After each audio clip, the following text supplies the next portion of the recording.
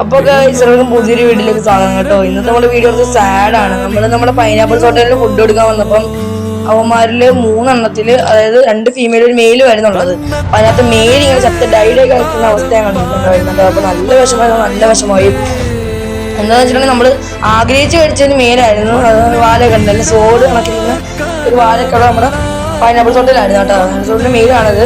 അപ്പം ഈ എത്ര പെണ്ണുങ്ങൾ വന്നാലും ഈ പൈനാപ്പിൾസ് ഹോട്ടലിന്റെ മെയിലാണ് അതിൽ ഏറ്റവും കിടിയായിട്ടുള്ളത്. എനിക്ക് ഭയങ്കര ഇഷ്ടമുള്ളതും ഈ ഒരു മെയിലായിരുന്നു കേട്ടോ. അപ്പം നമ്മൾ കുറെ കാലം വെച്ചിട്ട് അവരടുത്ത് കളഞ്ഞതിന് ശേഷം നമ്മൾ ആ ഒരു പൈനാപ്പിൾസ് ഹോട്ടലിന്റെ ഫീമെയിൽ രണ്ടിനെ നൈസിങ് പിടിച്ചിട്ട് നമ്മുടെ ഗപ്പിയുടെ ടാങ്കിലോട്ട് ഇട്ടിട്ട് ഇത് രണ്ടും കൂടി ഈ ബൈബീസൊന്ന് കഴുകിയിട്ട് അതിനകത്ത് തിരിച്ചിടാന്ന് വിചാരിച്ചിട്ടാ. അങ്ങനെ 2 എണ്ണത്തെയും ആദ്യത്തെ നമ്മൾ പിടിച്ചിട്ട്, രണ്ടാമത്തെ പിടിക്കേച്ച് പാടാണ്. എന്നാലും നമ്മൾ നൈസിങ് പിടിച്ചിട്ടുണ്ട് കേട്ടോ. പിടിച്ചിട്ട് നമ്മൾ നേരെ അതിനെയും കൂടി നേരെ എടുത്തിട്ട് നമ്മൾ ആ ഒരു ഇപ്പയുടെ ടാങ്കിലേക്ക് തള്ളിയിട്ടുണ്ട് കേട്ടോ.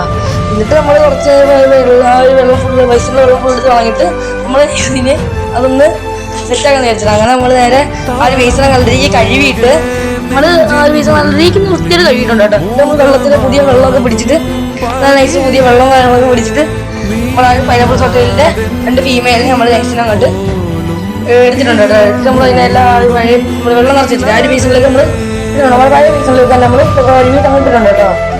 അപ്പം ഇവന്മാർക്ക് 2 കാര്യങ്ങൾ എന്താ, ഈ 2 ഫീമെയിൽ ഒരു മെയിലിനെ എന്തായാലും ഒരെണ്ണത്തെ മേടിക്കണം.